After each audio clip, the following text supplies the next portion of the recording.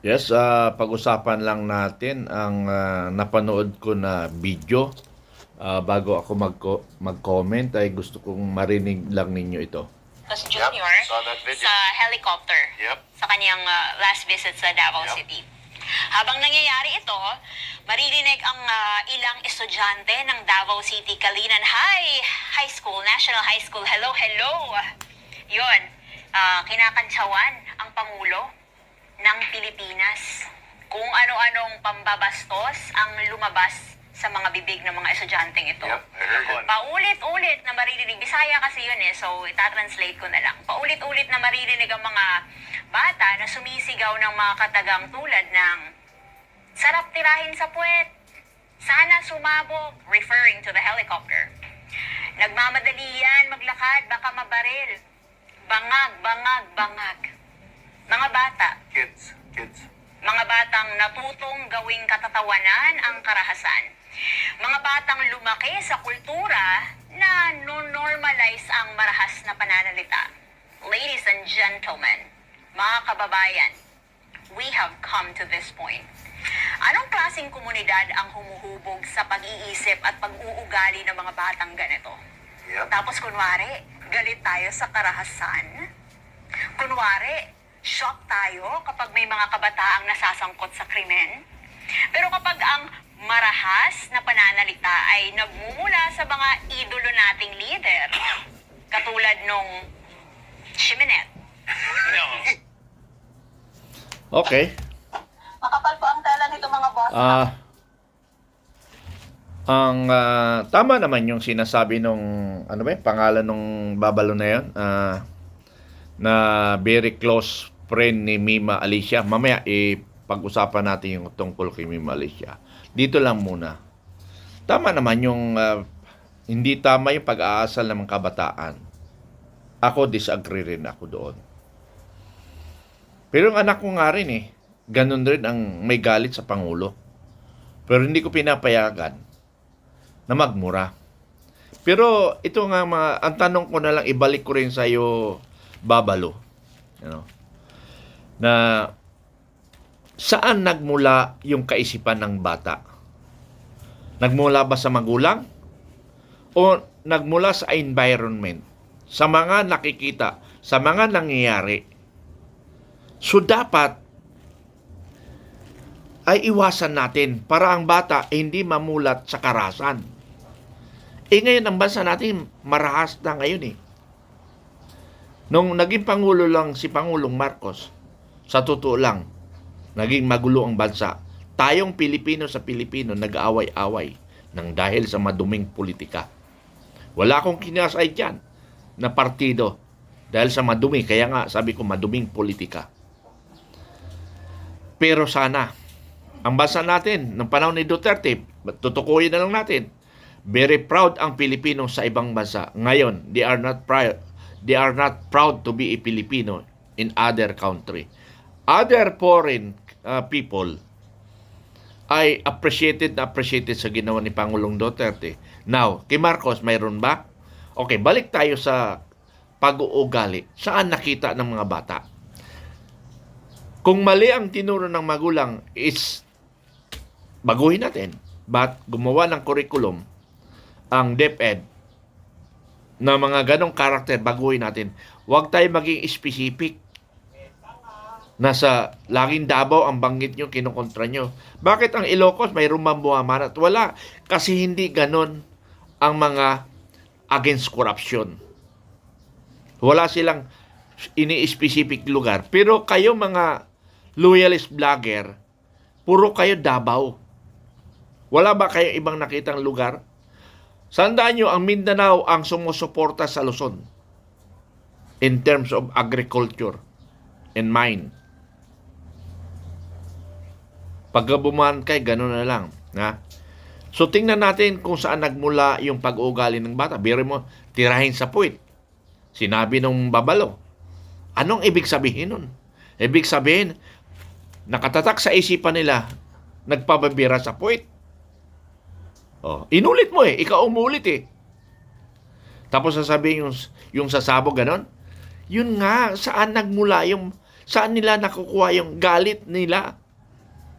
Yun yung tingnan natin. That is a problem our country. Hindi yan problema ng ninuman. Problema ng namumuno sa gobyerno. Dapat yun ang tingnan ninyo.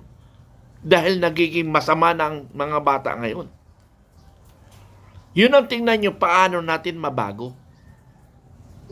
Sabi nga ng misis ko, sa sobrang pakialam ng mga otoridad sa pagdisiplina ng bata, nawalan ang magulang sa pagdidisiplina. It's true. Okay, punta tayo kay Mima Alicia. Iwanan natin yon. Kasi dapat gumawa ng curriculum yung magulang. Magmula pa lang sa kinder, yun na ituturo. Ganun ang ginagawa sa Japan eh. Kaya tinan mo, may nationalism sila. Sa atin, wala na eh. Komunista ng nationalism ngayon eh. Okay, punta tayo kay Mima. Iyang babalo na yan yung very close friend ni Mima Alicia Lipata. Bakit hindi siya nag-focus doon kung sino ba talaga ang nagpapatay? Alam niya kung sino eh. Naramdaman niya. Pero binaliwala niya. Baka na-transfer sa kanyang kuruna. Siya ngayon ang kumikita ngayon. Sabi ko nga sa inyo, ang trabaho ng sindikato, walang puso yan. Ano man nagawa mong mabuti, pag kumalas ka at marami ka ng alam, itutumba ka. And that's part of the syndicate. Tandaan nyo mga vloggers, be reminded, huwag tayong magpagamit. Mamatay tayo na may dangal.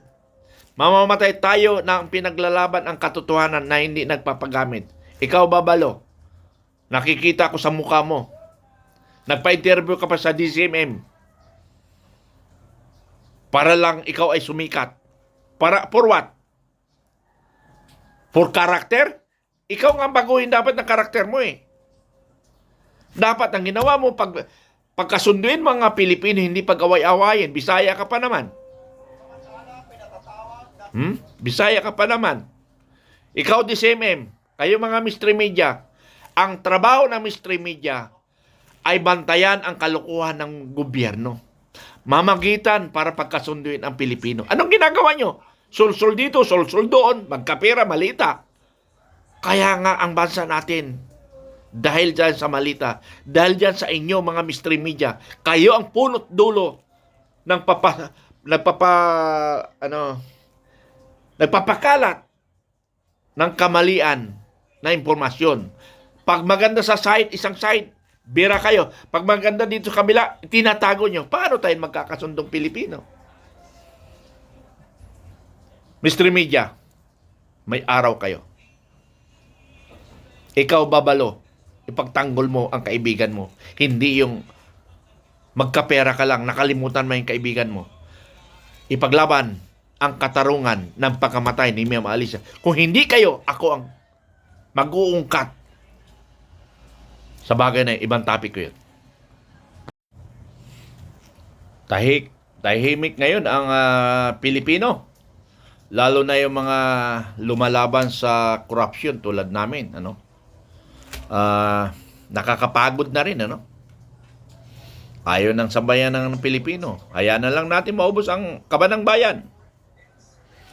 Pero parang hindi ako makakapayag na wala akong ginagawa.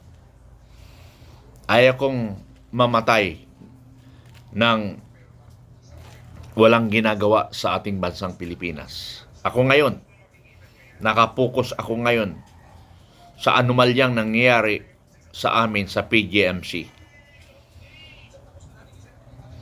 May pera ang pensioner hanggang ngayon.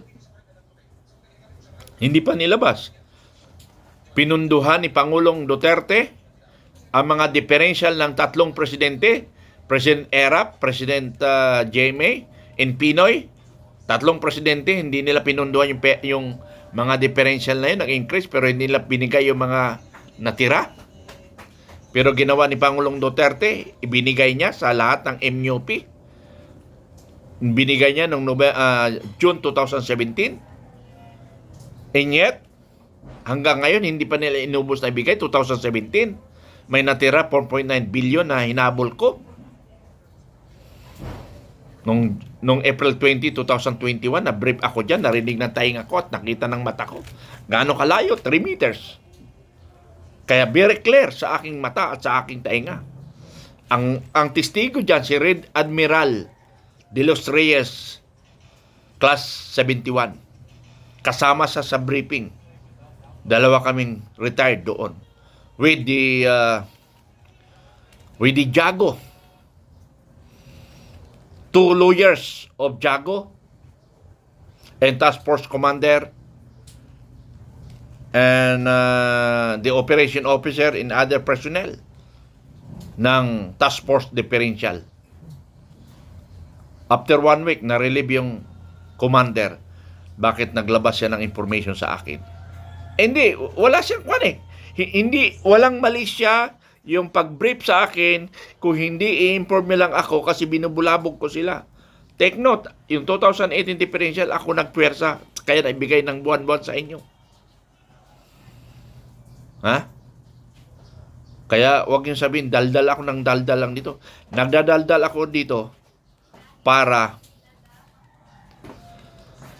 maibigay ang para sa mga pensyonado. Maraming salamat.